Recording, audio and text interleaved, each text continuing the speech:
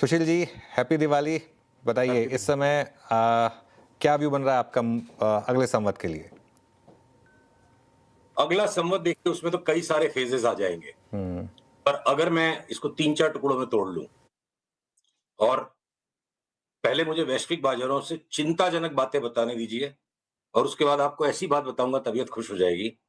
Dollar index यहां से हो सकता है अगले 1 साल में 20% भी बढ़ जाए। 20% डॉलर इंडेक्स बढ़ने का नॉर्मल मतलब लोग निकालते हैं पूरे वर्ल्ड में तबाही। वो नहीं होगी, वो थोड़ा सा डिप आएगा। क्यों आएगा वो भी बताता हूं। पहले तो ये डॉलर इंडेक्स जब सरप्राइज देना शुरू करेगा, उसके साथ हमारी एक थोड़ी-सी साहसी फोरकास्ट है कि यूएस 10 ईयर बॉन्ड यील्ड नहीं, 3 months, 1 year, 2 years, 5 years, 10 years, 30 years पूरा का पूरा यील्ड कर्व ऊपर उठ जाएगा। तो यूएस के रेट्स बढ़ेंगे, डॉलर का इंडेक्स बढ़ जाएगा, तो होगा क्या संसार में? जो नॉर्मल क्राउड थिंकिंग में शुरू का 1 डेढ़ महीने का वॉल स्ट्रीट डैक्स पे करेक्शन आ सकता है। बहुत ज्यादा steep correction Korea, Taiwan, Japan और निक्की में आएगा, पर उसका बेनिफिट मिलना चाहिए इंडिया को जो चार्ट्स की पोजीशनिंग है। 1 मिनट में आता हूं मैं क्यों इंडिया को बेनिफिट मिलेगा। यूएस यील्ड कर्व्स का ऊपर उठना और डॉलर इंडेक्स का इतना ऊपर उठना, इसका एक मतलब और भी होता है कि अगर कभी यूएस इकोनॉमी में बहुत ज्यादा स्ट्रेंथ लौट आए, तो जस्टिफाइड हो जाता है डॉलर इंडेक्स का ऊपर बढ़ना और यूएस रेट्स के। ट्रम्प साहब जो बार-बार चिल्ला रहे हैं ना कि मैं इतने ट्रिलियन डॉलर का इन्वेस्टमेंट ले आऊंगा, don't under estimate that man. पूरी दुनिया को सामना कर रखा उसने। तो अगर यूएस इकोनॉमी में इंटरेस्ट रेट और डॉलर इंडेक्स के कारण हम दांव लगा रहे हैं कि 2026 में बड़ा स्ट्रेंथ लौटेगा, तो हम यहाँ आईटी के जो लार्ज कैप स्टॉक्स है उसमें बेतहाशा रिटर्न देख सकते हैं सेकंड हाफ ऑफ 2026। ठीक है, अगले 3 महीने में अगर डॉलर इंडेक्स बढ़ती है, इंटरेस्ट रेट्स बढ़ जाते हैं और थोड़ा सा इक्विटी मार्केट्स में करेक्शन आता है, बिटकॉइन ढेर हो जाता है, सारे के सारे प्रेशियस मेटल्स, खाली गोल्ड सिल्वर नहीं, प्लैटिनम और पैलेडियम भी अगर चूर होते हैं, कहीं तो पैसा डालेंगे ना वर्ल्ड के इन्वेस्टर्स। तो इंडिया ने अपनी अति 2024 के इलेक्शन के पहले मचा दी थी और उसके बाद जिस लेवल की डीप डैमेजेस इंडिविजुअल स्टॉक्स में हो गए हैं, खाली निफ्टी का पी रेशियो देखना और एब्सेंस ऑफ ग्रोथ को देखना is going to be missing trees for the woods. बहुत बड़ी संख्या में ऐसे स्टॉक्स हैं जिनके अंदर वैल्यूएशन भी जस्टिफाइड हो चुका है और जिनके अंदर में रिलेटिव स्ट्रेंथ चार्ट्स का ऐसा है कि सिलेक्टिव स्टॉक पिकर्स का मार्केट है। और कोरिया का करेक्शन इंडिया में एफआईआई को जो आपने पकड़ा है ना अनुज बार बार कि शॉर्ट में फंस गए, तो ऐसा हो सकता है कि एक लाइन में बात को समेटूंगा।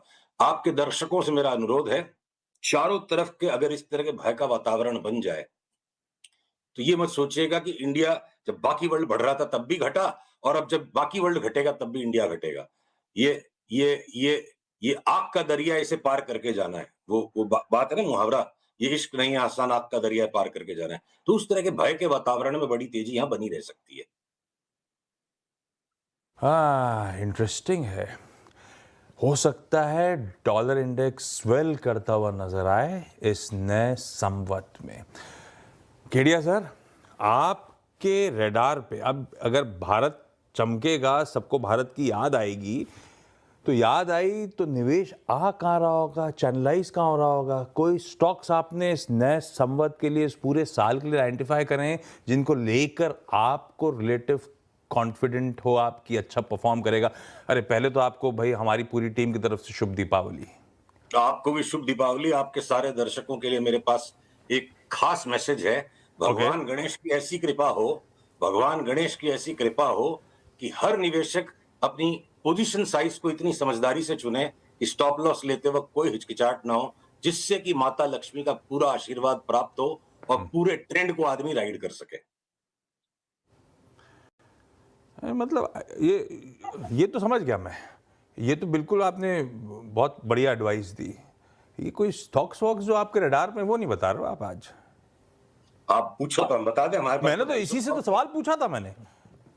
अच्छा, हमारे पास तो 250 स्टॉक से मोटी नहीं नहीं नहीं, दो तीन जो आपको बहुत पसंद आ रहे हो, कन्विक्शन हाई हो। देखिए, कन्विक्शन हमारा हर जगह है। मतलब ये वाला जो सवाल है ना कि बस गारंटीड गारंटीड 3 स्टॉक दे दो, वो कन्विक्शन हाई का मतलब है गारंटीड। सबसे जरूरी चीज दिवाली को सीखने की है, लक्ष्मी जी की पूरी इज्जत होनी चाहिए और कभी भी रिस्क को अंडर एस्टिमेट मत करो। कोई गारंटीड नहीं है। तो मैं आपको मेरे टॉप सेक्टर्स और टॉप सेक्टोरल पिक्स बताऊं। बताइए Sushil ji, top sectoral pics और टॉप स्टॉक पिक्स। तो देखिए जहां सरकारी खर्चा दबा के हो रहा है वहां ग्रोथ बनेगी।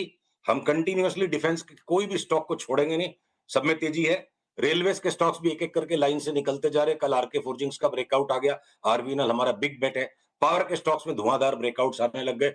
आरईसी को कोई 2-3 साल पकड़ के रख ले तो जिस तरह का वैल्यू मल्टीप्लायर ये स्टॉक हुआ है लास्ट 5 साल में, अभी भी यहां से 5 से 10 गुना होने की जगह है। पावर के स्टॉक्स में आरईसी नंबर 1। फुटवेयर के सारे स्टॉक्स चल पड़ेंगे। शुगर के सारे स्टॉक्स में बेफाम तेजी बननी शुरू हो गई। अब तो अल्कोहल के स्टॉक्स का भी करेक्शन खत्म हो गया और एक एक करके वो सारे निकल जाएंगे। मैं अगर सारांश में बोलूं, मेरे को सिर्फ और सिर्फ एक ही सेक्टर ऐसा है जिसको लेने में परहेज है, वो है मेटल्स। उसके बाद ऑटो में आज टाटा मोटर्स और बजाज ऑटो हमारे 2 बेस्ट दांव है। थोड़े दिन में हीरो मोटोकॉर्प थोड़ा ठंडा हो जाएगा, वो भी यहां से भाग जाएगा। अभी भी हीरो मोटोकॉर्प में 50% बढ़ने की जगह है। तो टाइम टू टाइम थोड़े से स्लो मोशंस आएंगे, पर आईटी के जो लार्ज कैप स्टॉक्स है, जो अनिश्चितता उनमें बन गई और जिस तरह की चार्ट दिखती है कि टीसीएस 2 साल में डबल हो सकता है, वहां से भी हमने रिवर्स कैलकुलेशन की कि यूएस इकोनॉमी का स्ट्रेंथ लौटेगा। तो मैं बताऊं, इतनी चारों तरफ विषमता बनी रहेगी, भय बना रहेगा और साथ में दुनिया भर के यहाँ स्टॉक्स चलते रहेंगे। तो अंतरराष्ट्रीय बाजारों को थोड़ा सा इग्नोर करके लोकल ट्रेंड्स पे फोकस किया जाए और जिस तरह से ट्रेंड बन रहे हैं उनको आप लेते जाओ तो बहुत सारे स्टॉक्स में पैसा बनता जाएगा। परफेक्ट। ऑलराइट। अब सारे हाँ। हाउसिंग फाइनेंस स्टॉक्स भाग जाएंगे, सारे इंश्योरेंस के स्टॉक्स में ब्रेकआउट आ गया। अगर आपके सारे बैंक्स मजबूत होते जा रहे हैं तो सारे ये कैपिटल मार्केट रिलेटेड स्टॉक्स मजबूत होते जा रहे हैं। तो मैंने जो अनुज को 1.5 महीने से मेंटेन किया ना, वीरे दी वेडिंग, वो क्रिसमस तक बन जाएगी। ओके, चलिए तो वेडिंग में पार्टिसिपेट करेंगे। Thank you so much Sushil ji. अगले मंगलवार आपसे वापस एक बात होगी, लेकिन बहुत बहुत शुभकामनाएं आपको। ये संवाद आपके लिए शानदार रहे, हेल्दी रहे और वेल्दी रहे। Thank you so much. और